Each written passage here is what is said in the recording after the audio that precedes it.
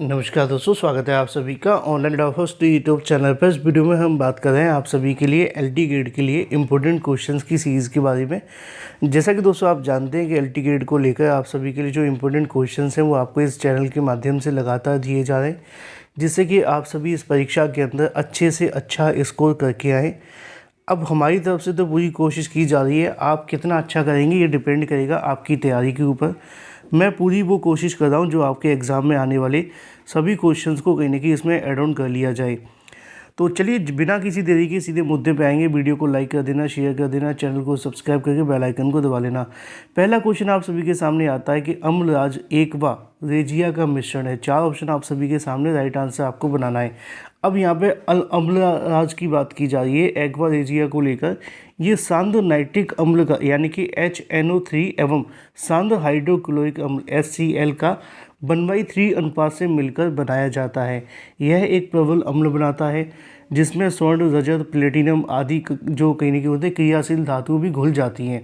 तो यहाँ पे जो राइट आंसर आप सभी के लिए क्या होगा, मैंने आपको बताया HNO3 HCl, जिसमें ये है वो आप सभी का राइट आंसर है। तो ऑप्शन नंबर बी इसका राइट आंसर हो जाएगा।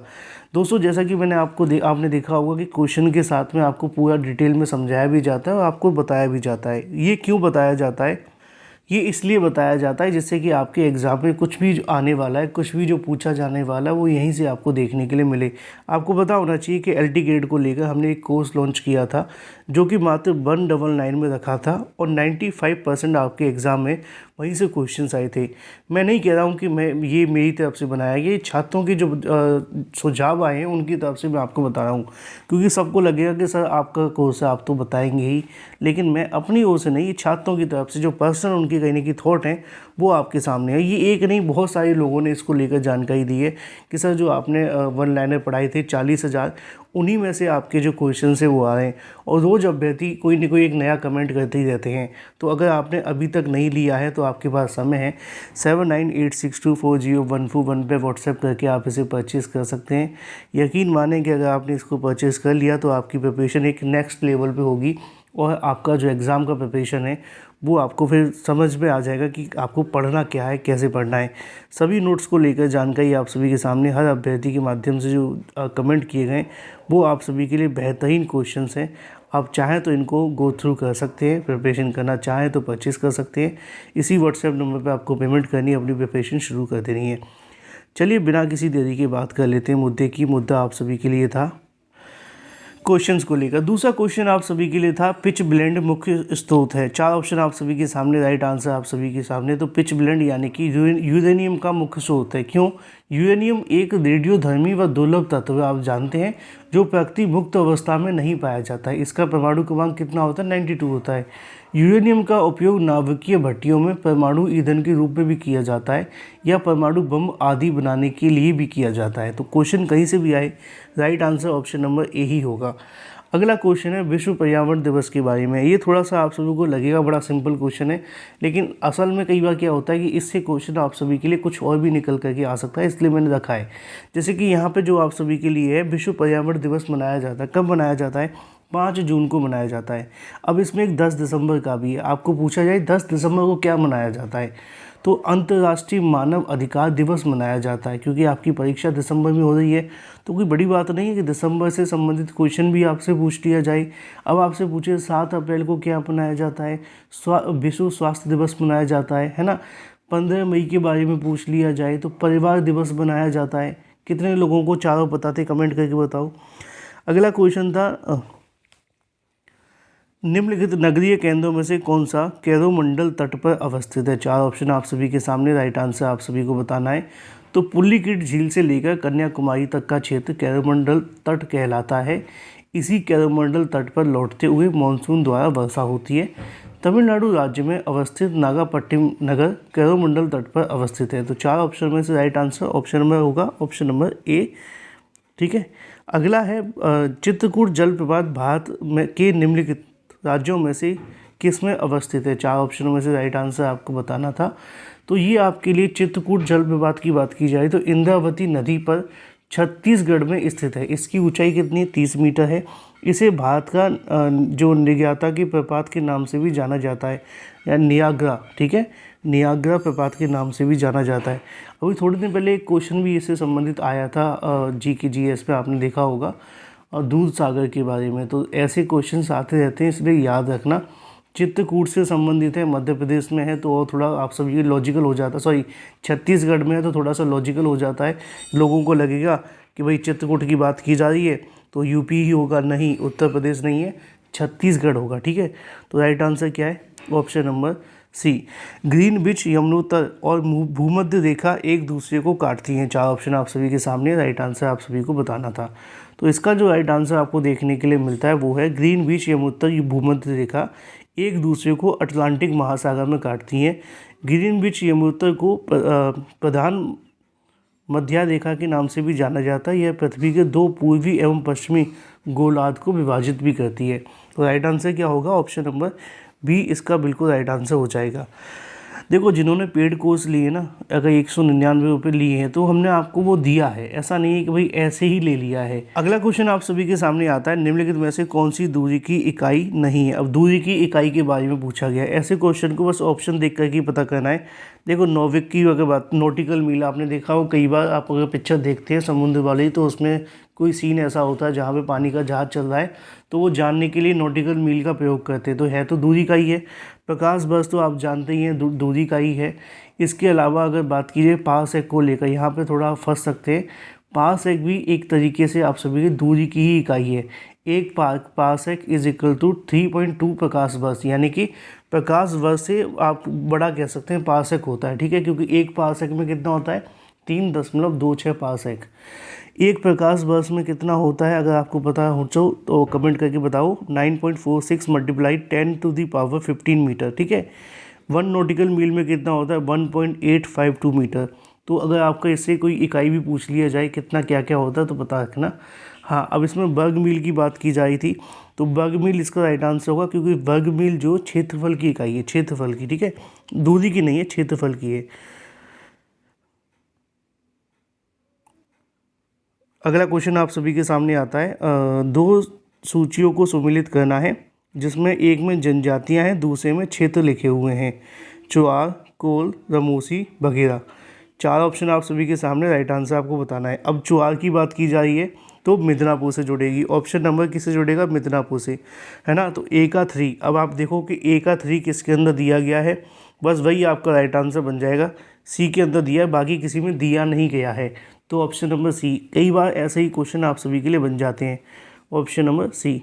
भारत छोड़ो आंदोलन कब और कहाँ पे प्रारंभ हुआ था? 4 ऑप्शन में से राइट आंसर आपको याद रखना। ग्वालियर, टैंक, बम्बई, 8 अगस्त 1942 ईस्वी में। इस बैठक की अध्यक्षता मौलाना अब्दुल कलाम आज़ाद ने की थी। तो ऑप्शन नंबर ए इसका बिल्कुल राइट आंसर हो जाएगा।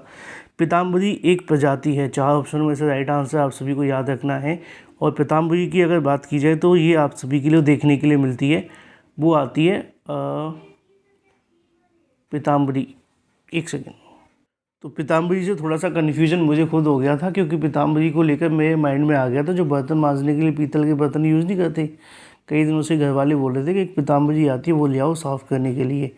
मैं सोचा हूँ पीताम्बरी कहाँ से आ गई। चलो मुद्दे पे आते हैं। पीताम्बरी की बात की जाए, पीताम्बरी पीली सरसों की एक प्रजाति है। ये प्रजाति उत्तर प्रदेश, बिहार, उत्तराखंड, हरियाणा, बिहार, इसके अलावा और भी कई जगहों पर उगाई जाती है, तो इसके बारे में याद रखना। ऑप्शन नंबर ए इसका बिल्कुल राइट आंसर हो जाएगा, ठीक है। बर्तनों में मत चले जाना मेरी तरह। किस उर्वरक में नत्रजन अमाइड रूप से रहती है? 4 ऑप्शन आप सभी के सामने, राइट आंसर आप सभी को बताना है। तो इसका जो राइट आंसर होगा ऑप्शन नंबर बी, यूरिया आप सभी के लिए बिल्कुल राइट आंसर हो जाता है। निम्नलिखित में से कौन सा सूक्ष्म पोषक तत्व नहीं है? 4 ऑप्शन में से राइट आंसर आपको याद रखना है। तो अगर बात सूक्ष्म पोषक तत्व की जाती है, वे पोषक तत्व जिनकी आवश्यकता पौधे एवं जीवों को सूक्ष्म मात्रा में होती है उन्हें सूक्ष्म पोषक तत्व कहते हैं।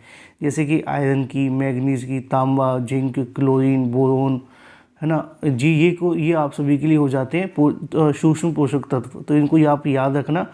जबकि कैल्शियम, मैग्नीशियम तथा सल्फर, नाइट्रोजन, फास्फोरस, पोटेशियम वृहद पोषक तत्व हैं, है ना।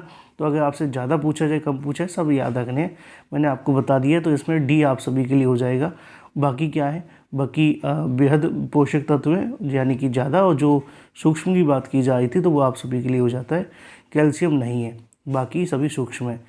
अगला क्वेश्चन आप सभी के सामने आता है, निम्नलिखित में से किसने 2015 के पद्म पुरस्कार को अस्वीकार कर दिया था। बड़ा ही अच्छा क्वेश्चन है ये, आप सभी के लिए पद्म पुरस्कार दिया गया था, इसको आप सभी को याद रखना है।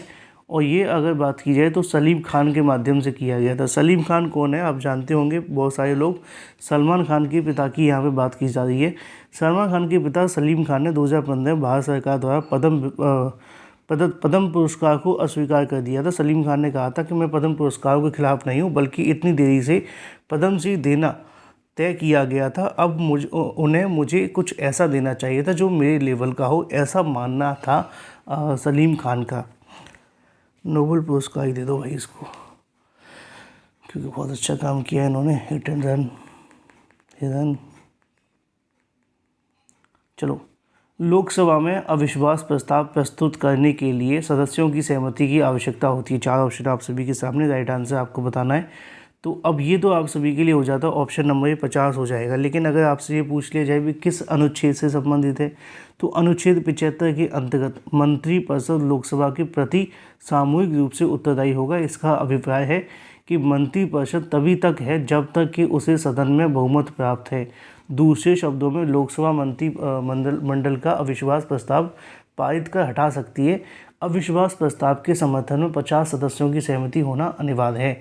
अगला क्वेश्चन आप सभी के सामने आता है जो कि बड़ा ही महत्वपूर्ण है, क्षुद्र ग्रह से संबंधित है। ये है आप सभी के लिए, अगर बात की जाए मलाला के बारे में। मलाला किन 2 ग्रहों के बीच मुख्य बेल्ट के रूप में स्थित है। 4 ऑप्शन आप सभी के सामने, राइट आंसर आप सभी को बताना है। तो मलाला की अगर बात की 316 201 मलाला मंगल ग्रह और बृहस्पति के बीच में है। तो ऑप्शन नंबर आप सभी के लिए डी इसका राइट आंसर हो जाता है। अगला क्वेश्चन आप सभी के लिए जो था वो संबंधित है, विश्व के विभिन्न भागों से लगभग 350 कंपनियों की भागीदारी वाला एक बड़ा इंजीनियर मेला अप्रैल 2015 में आयोजित किया गया था। पुराना क्वेश्चन है लेकिन मैंने इसमें रखा है क्योंकि आप जानते हैं बहुत सारे लोग कहते हैं सर PYQ, तो ये PYQ ही है आप सभी के लिए। तो ये आप सभी के लिए होता है ऑप्शन नंबर बी, जर्मनी के अंदर देखने के लिए मिला था। ऑप्शन नंबर बी इसका बिल्कुल राइट आंसर हो जाएगा। अगला क्वेश्चन कवर कर लेते हैं, टाइम हायर एजुकेशन में वर्ल्ड रेपुटेशन रैंकिंग में 2015 विश्वविद्यालय की सूची जारी की गई थी। इस सूची में प्रथम स्थान निम्नलिखित में से किस विश्वविद्यालय को रखा गया था। ये भी आपका प्रीवियस ईयर क्वेश्चन है, आप चाहें तो इसको स्किप कर देना, लेकिन मैंने रखा है, ठीक है। तो इसका जो राइट आंसर आप सभी को देखने के लिए मिलेगा ऑप्शन नंबर बी, ऑक्सफोर्ड विश्वविद्यालय, ठीक है। चलिए अगला है, उत्तर प्रदेश में केंद्रीय कृषि विश्वविद्यालय विकसित किया जा रहा है। 4 ऑप्शन में से राइट आंसर आप सभी को याद रखना है। तो ये भी आप सभी के लिए PYQ ही है, ठीक है, प्रीवियस ईयर क्वेश्चन, क्योंकि ये हो चुका है। तो इसका जो राइट आंसर आप सभी को देखने के लिए मिलता है ऑप्शन नंबर झांसी, डी, ठीक है, झांसी इसका बिल्कुल राइट आंसर हो जाएगा। निम्नलिखित में से कौन सी नहर उत्तर प्रदेश में अवस्थित नहीं है। 4 ऑप्शन आप सभी के सामने, राइट आंसर आपको बताना है। तो ये बड़ा अच्छा क्वेश्चन है, हो सकता है कि आपके एग्जाम में आई जाए। हनुमानगढ़ जो नहर है वो उत्तर प्रदेश में न अवस्थित होकर राजस्थान में अवस्थित है, जबकि दसान नहर, माता टीला नहर तथा बेतवा नहर ये सभी उत्तर प्रदेश की हैं। तो ये उत्तर प्रदेश की नहीं है, ऑप्शन नंबर ए इसका राइट आंसर है। किसने सुल्तान अल्जान शाह को हॉकी प्रतियोगिता 2015 जिताई थी। ये भी PYQ है, ठीक है, क्योंकि मैंने 4-5 क्वेश्चन तो रखता ही हूँ कम से कम प्रीवियस ईयर क्वेश्चन जो आपके एग्जाम में पहले आ चुके हों या UPPSC किसी भी एग्जाम में आ चुके हों। तो 4 ऑप्शन आप सभी के सामने, राइट आंसर होगा न्यूजीलैंड, ऑप्शन नंबर ए इसका बिल्कुल राइट आंसर है। ये भी आप सभी के लिए 15 से संबंधित है। मार्च 2015 में सरकार द्वारा वस्तु तथा सेवा कर के लिए राज्यों के वित्त मंत्रियों अधिकृत समिति बनाई गई थी। इस समिति के अध्यक्ष कौन थे। 4 ऑप्शन में से राइट आंसर आप सभी को बताना है। ऑप्शन नंबर बी इसका बिल्कुल राइट आंसर है, KM मडी इसका बिल्कुल राइट आंसर है।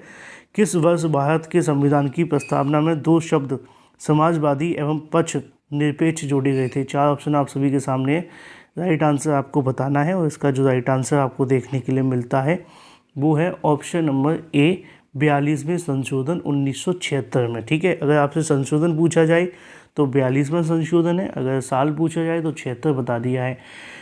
मंत्रिपरिषद किसके प्रति सामूहिक रूप से उत्तरदायी होंगे। 4 ऑप्शन आप सभी के सामने, राइट आंसर आपको बताना है। तो लोकसभा के होंगे। ऑप्शन नंबर डी इसका बिल्कुल राइट आंसर हो जाएगा, क्योंकि लोकसभा की अगर बात की जा रही है तो अनुच्छेद 75(3) में कहा गया है कि मंत्रिपरिषद लोकसभा आयोग के प्रति सामूहिक रूप से उत्तरदायी होगा। इसका तात्पर्य ये है कि किसी मंत्री के कार्य के लिए अकेला वही मंत्री उत्तरदायी नहीं होता है। ठीक है, अगला क्वेश्चन है PIL के बारे में। अब ये है जब भारत की न्यायिक पद्धति में लोकहितवाद PIL लाया गया तब भारत के मुख्य न्यायमूर्ति कौन थे, यानी कि CJI के बारे में पूछा जा रहा है। ठीक है, चीफ जस्टिस ऑफ इंडिया को लेकर। तो ये क्वेश्चन थोड़ा सा आप सभी के लिए यूनिक हो सकता है। अगर आपको याद है तो option number C PN Bhagwati इसका बिल्कुल राइट आंसर होगा। PN भगवती बंदी प्रत्यक्षीकरण को लेकर आप सभी ने देखा था, क्वेश्चन भी थोड़े दिन पहले आया था। निम्नलिखित में से किसने भारत के प्रधानमंत्री नरेंद्र मोदी को मैन ऑफ द एक्शन कहा था? ये बड़ा अच्छा क्वेश्चन है, पहले बता चुका हूँ मैं आपको। ये आपके संबंधित था बराक ओबामा से। ऑप्शन नंबर बी इसका बिल्कुल राइट आंसर था। बराक ओबामा को आप जानते हैं कि नोबेल प्राइज़ भी मिल चुका है। भारत में किस वर्ष राष्ट्रीय आंदोलन में जन संगठित आंदोलन का रूप लिया गया था? 4 ऑप्शन में से राइट आंसर होगा 1885। ऑप्शन नंबर बी इसका बिल्कुल राइट आंसर है। अगला क्वेश्चन है पंचायती राज प्रणाली। पंचायती राज प्रणाली है क्या है? तो ये ग्रामीण स्थानीय स्वशासन है। ऑप्शन नंबर डी इसका बिल्कुल राइट आंसर है। ये हो जाते हैं आज के पूरे 30 क्वेश्चन। अगर आप LT GATE GK GS के लिए और प्रिपरेशन करना चाहते हैं तो उनके लिए आपको LT GATE का कोर्स परचेज़ कर लेना चाहिए, क्योंकि वीडियो में 30 क्वेश्चन से ज़्यादा नहीं आ सकते हैं, क्योंकि वीडियो बहुत बड़ा होता है, समय इतना होता नहीं है। इसलिए हमने एक कोर्स स्पेशल बनाया, उसमें 40,000 से ज़्यादा one liner, 6 month current affair, 25 practice set और भी बहुत कुछ ऐड कर दिया है। अगर आप ज्वाइन करना चाहते हैं तो 7986240141 पर व्हाट्सएप कर सकते हैं।